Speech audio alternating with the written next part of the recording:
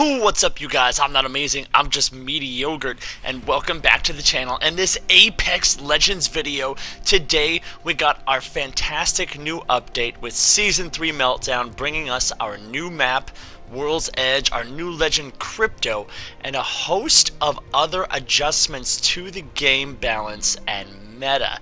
So we're going to right here read directly from the developers Respawn their patch notes that they shared with us about what they changed for Season 3, starting with the new map World's Edge, with the lore right behind it. After multiple suspicious setbacks during the reconstruction of Kings Canyon, the Syndicate has decided to move the games to the cliffside mining city known as World's Edge on nearby Talos.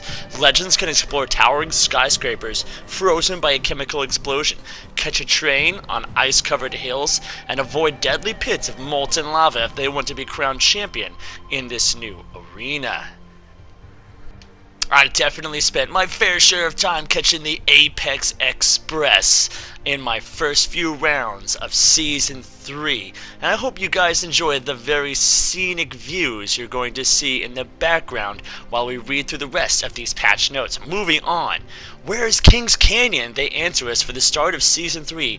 World's Edge will be the only playable map across both regular and ranked matches, and as the season progresses, we'll be looking at the data, the sentiment, and feedback to help us determine the best way to bring Kings Canyon back into the mix. So it's not gone forever, we will be getting it back. Moving on from the map, we have Crypto. Crypto's different abilities. His passive is Neuralink. Crypto and his teammates see what his surveillance drone detects up to a 30-meter distance. This acts a lot like the Bloodhound tactical ability, except it comes from your drone and wherever your drone is looking at, which is the tactical surveillance drone. Deploy an aerial camera drone and a 40-second cooldown if destroyed, which means you whip it out, you start flying it, and then while you're flying it, you are sitting still, but you can move it up to 200 meters in a radius away from you, and then leave it wherever you desire. So you can put a camera up to watch your front, watch your back, maybe look at a position you're about to rush into, and leave it there, go back into your character and keep using it. And then finally you have the ultimate drone EMP.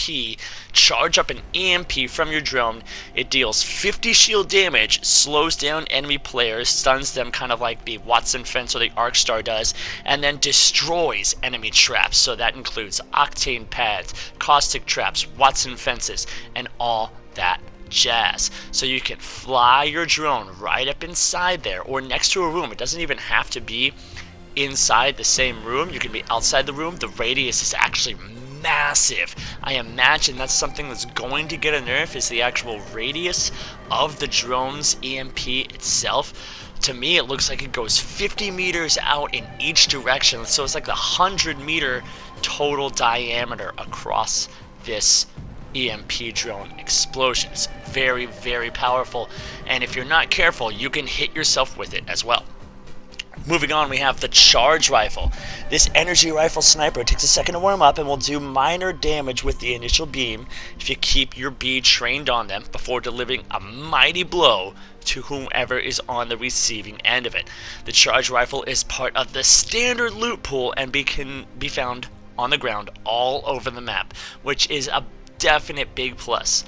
I've been calling that for a long time. I'm tired of care package weapons. I don't want another care package weapon.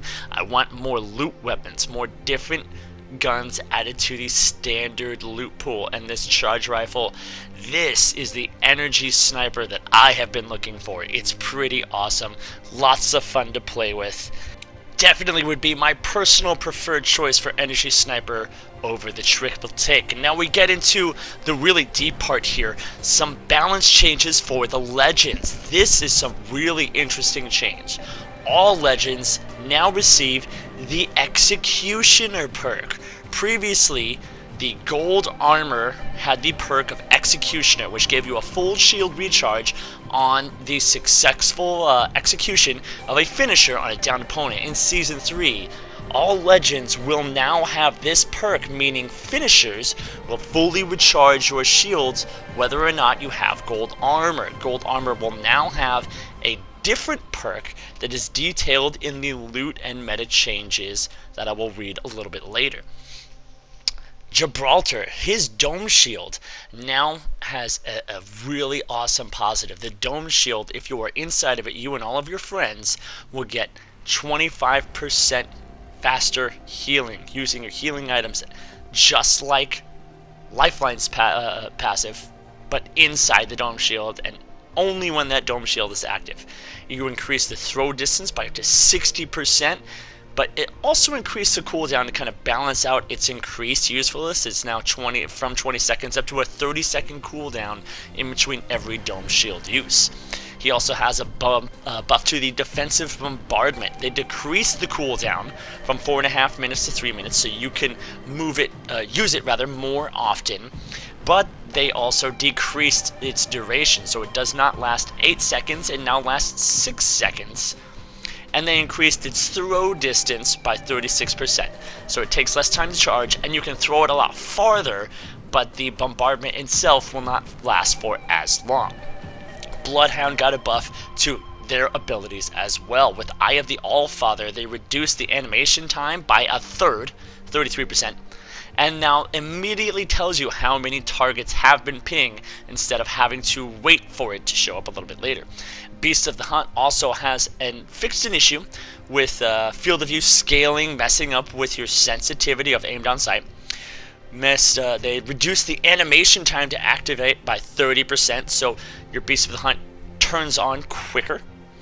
And also increased the movement speed bonus from 25 to 30%, so you move just as fast as Bangalore does when she's using her double time passive.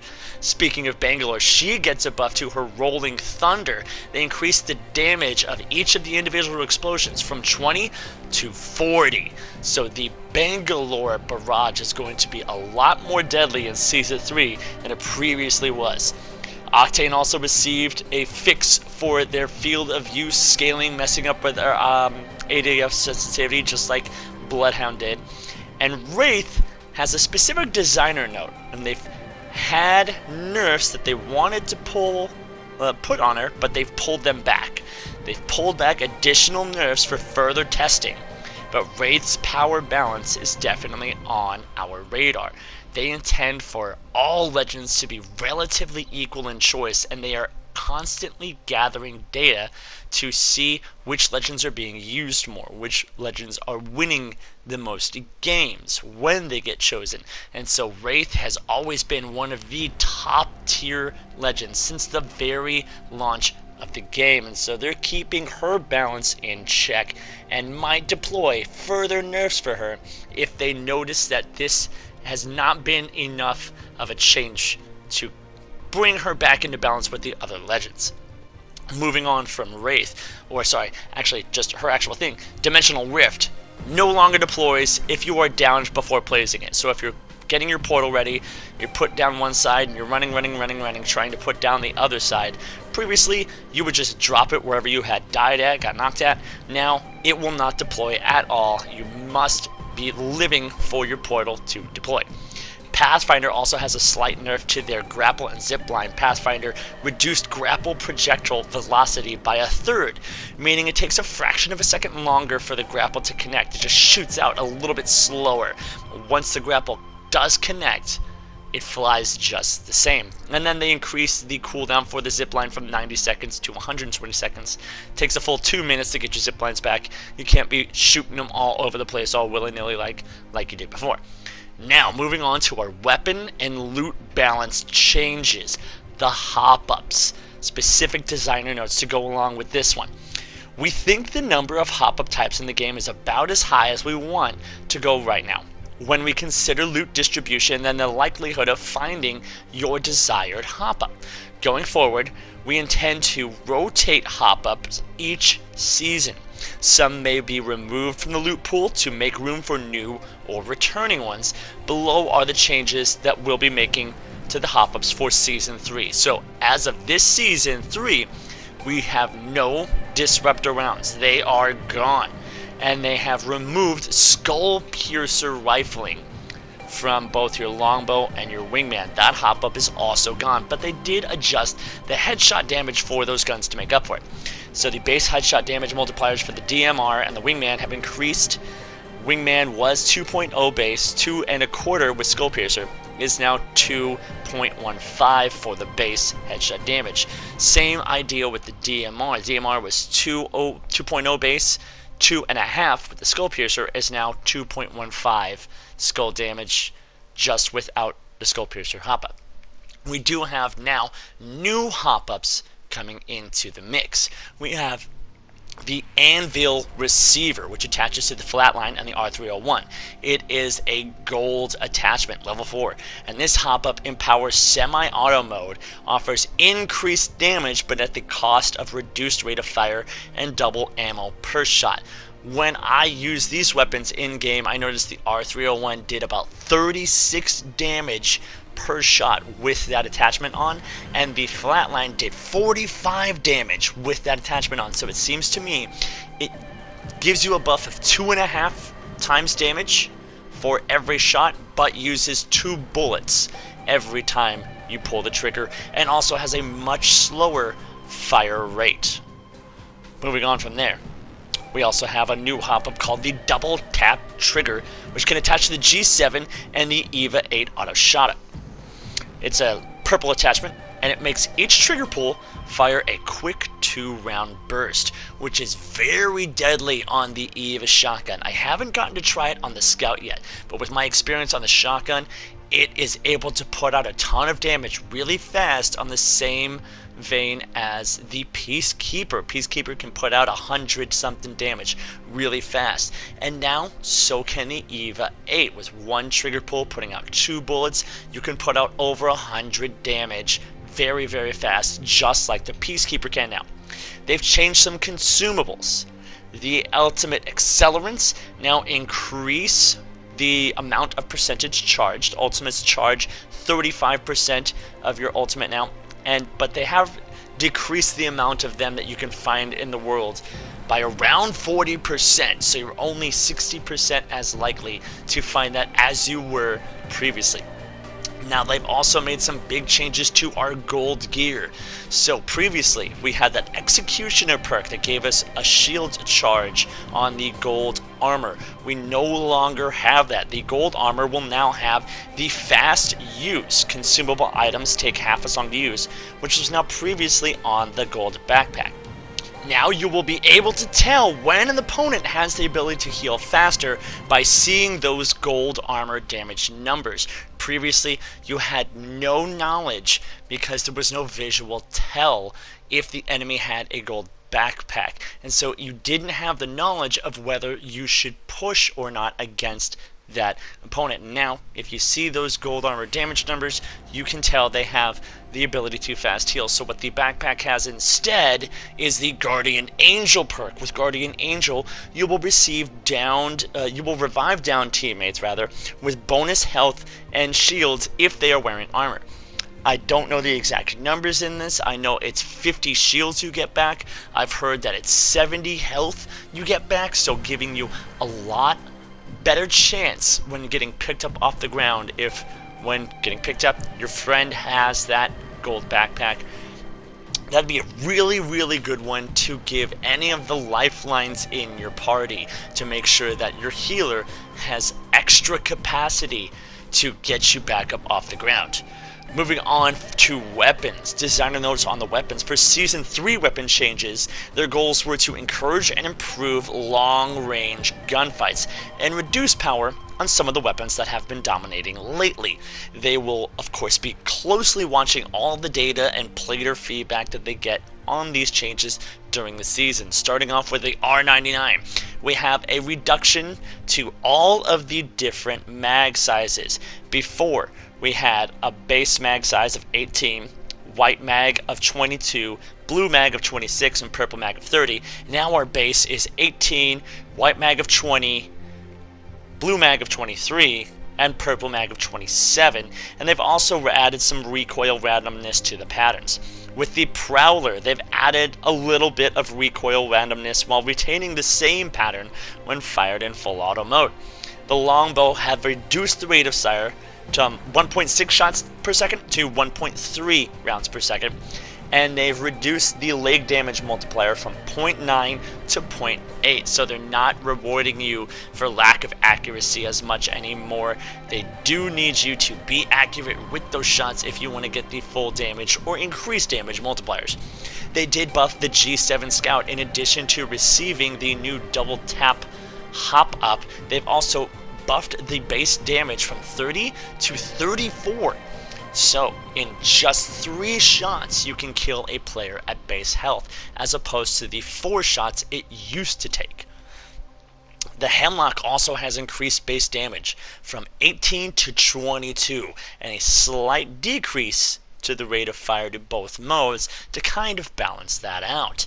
Now, I have used the Hemlock, and it is absolutely deadly. You can knock a base player down to the ground with 2 bursts, and it just feels so good. And if you get 4 bursts on an opponent with full shields, landing all those shots, you will knock them down. It is so powerful in this season. Moving on to the Mozambique, they decreased the pattern spread, so it's easier to land those shots. They won't be as spread as far out.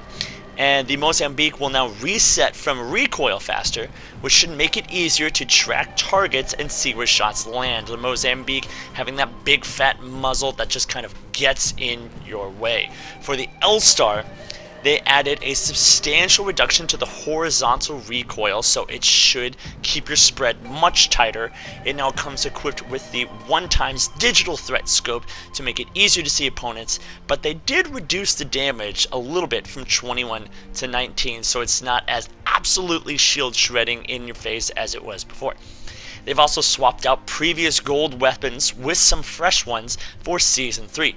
Keep an eye out for these fully kitted beasts that include all Tier 3 versions of compatible attachments, hop-ups, and the following optics. On the Flatline, you'll get the 1 to 2x. On the EVA 8, you'll get the 1x threat scope. On the Triple Take, you'll get the 4 to 10 times threat scope. On the G7, you'll get your 2 to 4 times optics. And on the Charge Rifle, you will get your 4 times to 10 times threat scope. Quality of life changes. We're just going to roll through these really quick. They added the random option for customizing unlocked loading screens, and also the music that plays, which is really cool. You can just listen to whatever instead of having to go manually pick. If you want to have some variety in your loading screens, variety in your music, you can set that to random now. Expanded the ping wheel so you can now equip your intro and kills quips, so you can actually use these quips in-game and enemies will be able to hear you shouting these quips out. You can equip up to 8 and nearby enemies can hear them when activated. New legend, Battle Chatter. Legends will now actually call out when you are being third-partied. This is triggered if you take damage from another living squad when you have been recently damaged by someone in front of you. You can now equip multiple skydive emotes because new ones came out with the battle pass.